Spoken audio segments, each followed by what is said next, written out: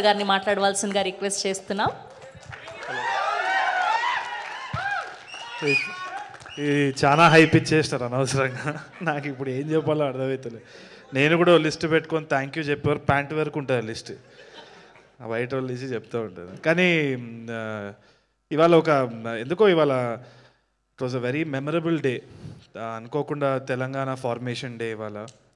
And నాకెందుకో flashback వచ్చింది. ఇవాళ మధ్యాహ్నమే నాకు had the honour of felicitation governor Raj Bhavan. తెలంగాణలో చాలామంది ఎవరెవరైతే కాంట్రిబ్యూట్ చేసినారో అని నా పేరు చెప్పి రావడం ఇవాళ ఫెలిసిటేషన్ అయింది.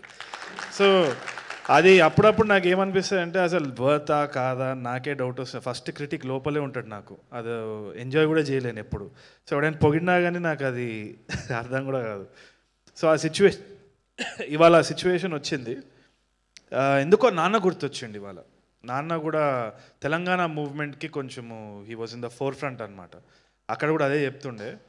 So Osmania university student union leaders అందరు ఆ టైంలో ర్యాలీ అప్ చేసేటప్పుడు వాళ్ళ స్పీచ్లు రాయడము, ఇంటికి పోయినప్పుడల్లా ఆయనను చూస్తుండే. ఆయన వచ్చేసి నాకేమో అర్థం కాదు, ఉద్యమం దేనికోసం ఎందుకు, భాషనే కదా దాంట్లో ఏమున్నది, నాకు అంత పాలిటిక్స్ గురించి అంత ఐడియా అవగాహన లేదు. సో ఆ టైంలో నేను పోయినప్పుడల్లా నాన్న ఇట్లా పైన కింద చూసి ఈడో వేసిన కొడుకు అన్నట్టే చూసేటోడు.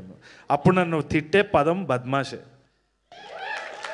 ఈడు బద్మాషేడు, వీడు అసలు ఏం చేస్తాడో ఏమో, ఏమేం చేయరా ఇట్లా కాంట్రిబ్యూట్ చేయి, తెలంగాణ మూవ్మెంట్కి ఇట్లా కాంట్రిబ్యూట్ చేయి అంటే నాకు అసలు అవ్వకపోతుండే. అండ్ క్రిషాంక్ మన్నే ఆ టైంలో ఓయూజీఏసీ ప్రెసిడెంట్, ఆయన వచ్చి కూర్చొని డిస్కషన్స్ అవన్నీ అవుతున్నప్పుడు నేను అసలు ఈయనకి మంచి కొడుకులాగా ఎట్లా ప్రూవ్ చేసుకోవాలని అనుకునేటువంటి గివప్ చేసేసిన ఆఖరికి. ఎందుకంటే నాకు సినిమాలు అంటే ఇంట్రెస్ట్, ఈయనకేమో నచ్చదు.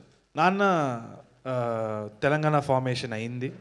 అయిపోయిన తర్వాత పెళ్లి చూపులు రాసేటప్పుడు ఏమైందంటే చాలా ఆల్రెడీ ఆయన హార్ట్ కొంచెం ఇష్యూ ఉండే. సో దగ్గుతుండే, కాళ్ళు వాసిపోయినాయి. సో డాక్టర్స్ వచ్చి ఇన్నే కొన్ని నెలలు అని చెప్పేసి అంటున్నారు. ఆ టైంలో నేను రాత్రిపూట స్క్రిప్ట్ పెట్టుకొని రాసేటోడిని. దర్శివి డైలాగ్స్ రాసేటోడిని, రీతుది విజయ్ది కామెడీ రామ్ కామ్ రాస్తున్నా. ఇంట్లో ఏమో వేరే సిచ్యువేషన్. రాత్రిపూట భయమేది, ఎందుకంటే అప్పులు ఉండేది, సొంత ఇల్లు కాదు, ఫైనాన్షియల్ టెన్షన్ చాలా నడుస్తుండే. ఇక్కడేమో రొమాంటిక్ కామెడీ టేబుల్ మీద రాస్తున్నా.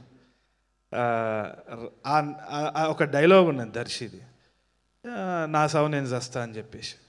అది రాసేటప్పుడు ఏంది అంటే హ్యూమర్ వస్తలేదు, ఎందుకంటే నాన్న డాక్టర్స్ చెప్పేసినారు ఎనీ టైం ఏమైనా అవ్వచ్చు. సో ఈ డైలాగులు రాసేటప్పుడు రాత్రిపూట భయం వేసేది. భయంని కొంచెం తగ్గించాలంటే నాన్న ఉన్నాడా లేడా, కర్టెన్ ఇట్లా తీసి ఫోన్ తీసి లైట్ ఆన్ చేస్తే ఆయన పొట్ట ఇట్లా పైన కింద కదులుతుంటే ఊపిరి తీసుకొని పెళ్లి చూపులు కొంచెం కొంచెంగా రాశారు. ఎందుకు ఇది ఇవాళ చెప్తున్నా అంటే కామెడీ ఉండొచ్చు, చాలామంది చిన్న సినిమాలు కామెడీ అని తీసి పడేస్తారు, తక్కువ అంచనా వేస్తారు ఇండస్ట్రీలో కానీ, లేదు అంటే ఆడియన్స్ కూడా బడ్జెట్ చూస్తారు, ముఖాలు చూస్తారు, తీసి పడేస్తారు. కానీ ఆ కథ ఎక్కడి నుంచి వస్తుందనేది రాసినోనికే తెలుసు. దాంట్లో నిజాయితీ ఉంది. దాంట్లో ఏమాత్రం నిజాయితీ ఉంది అంటే ఎవడి సపోర్ట్ అవసరం లేదు. చంద్ర గారు అన్నట్టు కూడా ఎవడి సపోర్ట్ అవసరం లేదు. టాలెంట్ వడ్డీతో సహా ఇస్తుంది. టాలెంట్ ఎప్పుడు వడ్డీతో సహా ఇస్తుంది. సో అది నేను గట్టిగా నమ్ముతున్నా. కాబట్టి మీరు థ్యాంక్ యూ అన్న పెద్ద లిస్ట్ ఎవరికి చెప్పాల్సిన అవసరం లేదు. థ్యాంక్ యూ చెప్పనీకి ఆయన ఉంటారు, ఆయనకి చెప్పుకోవాలి మనం తర్వాత కరెక్ట్ టైం వచ్చినప్పుడు చెప్పుకుంటాం అంతే. బట్ డెఫినెట్లీ అందరి సపోర్ట్ ఉంటేనే అవుతుంది ఇది. అండ్ మహేష్ గారి గురించి ఒకసారి నేను లాస్ట్కి చెప్పేసి ఐ లీవ్ యూ గైస్. అనుకోకుండా క్యాబ్ బుక్ చేసిన, క్యాబ్లో కూర్చున్న రామానాయుడు స్టూడియోకి వెళ్ళేది, మళ్ళీ వచ్చేసినారు. ఇప్పుడు ఏంది మర్యాద ఇది మళ్ళీ వెనకాల బద్మాషే వాళ్ళు. లేలే, I keep teasing him most of the time. ఆయన క్యాబ్లో హీ వాజ్ డ్రైవింగ్ అరౌండ్. అప్పుడు ఈయన సినిమా గురించే మాట్లాడుతున్నాడు. ఎంత ధైర్యంగా అంటే ఏం సినిమాలు చూస్తున్నారు, ఎంత టాకటివ్ అంటే క్యాబ్లో కూడా నేను అసలు ఏమైనా మాట్లాడదామంటే మాట్లాడలే. ఈయననే టాపిక్, ఏం సినిమాలు చూసినారు ఏంది అంటే నేను అడిగినా మీకేం నచ్చింది అంటే పెళ్లి చూపులని ఒక సినిమా వచ్చింది చూసినారా అని నేను నన్ను అడుగుతుండు.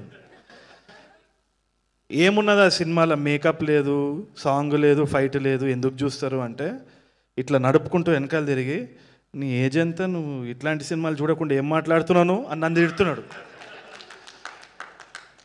ఫుల్ చాలా తిట్టిండు, పెద్ద వాదన అయింది. అయితే ఇది చూడాలి, ఇట్లాంటి సినిమాలు చూడాలి, నువ్వేంది అట్లా సపోర్ట్ చేస్తావు, అది ఇది అని పెద్ద వాదన. మెల్లగా రామానాయుడు స్టూడియో గేట్ ఓపెన్ అయింది. మళ్ళీ మా ఆఫీస్ దగ్గర పోయినారు. ఎవరు మీరు అంటున్నా. నువ్వు అన్నావు కదా పెళ్లి చూపుల సినిమా అని, ఆ పాడు సినిమా తీసింది నేనే. అలా అంటే సార్ నేను యాక్టర్ అదే అంటే ఆడిషన్ ఉన్నదిరా అని ఆడిషన్కి వచ్చిండు.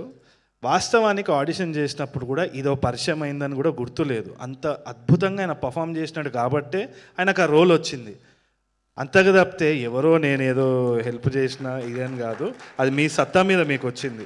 ఎప్పుడు అది నమ్మకం పెట్టుకోవాలి. మహేష్ గారిని మానిటర్లో చూసేటప్పుడు ప్రతిసారి అసలు ఆ చిన్న చిన్న రియాక్షన్స్, అందరు అన్నట్టు చిన్న చిన్న రియాక్షన్స్, ఆ కంటిన్యూటీ కూడా, అవన్నీ కూడా ఎంత న్యూయాన్స్డ్గా చేస్తుండంటే ప్రతి సినిమాకి పెరుగుతూ వస్తున్నారు. సో తప్పకుండా మీరు హీరో అయినా విలన్ అయినా ఏ పాత్ర అయినా కానీ జీవితాంతం అసలు సినిమాకి ఒక సర్వీస్లా చేస్తూ ఉండాలనేసి నేను మనస్ఫూర్తిగా కోరుకుంటున్నా. అండ్ అంత తప్పితే ఏంలే. And I think Badmashulu definitely hit అవుతుంది. 6th June ఎవ్రీబడి చూడండి. చూసిన తర్వాత మంచిగా ఉందంటే thank you Mahesh, thank you so much అని హ్యాష్ ట్యాగ్ పెట్టండి. దాని అన్నిటికీ మీరు కూడా రిప్లై ఇవ్వాలి. థ్యాంక్ యూ అండి, థ్యాంక్ యూ సో మచ్ అని. ప్రతి ట్వీట్కి మీరు రిప్లై ఇవ్వాలి. ఓకేనా? ఇదే అండి మీడియా, గుర్తుపెట్టుకోండి. మీడియా ముందు ప్రామిస్ చేసిండు, మీరు సినిమా చూసి టికెట్ కొని మీరు రివ్యూ రాస్తే ప్రతి ఒక్కరికి పేరు పేరున థ్యాంక్ యూ సో మచ్ అని అంటారు. Thank you so much.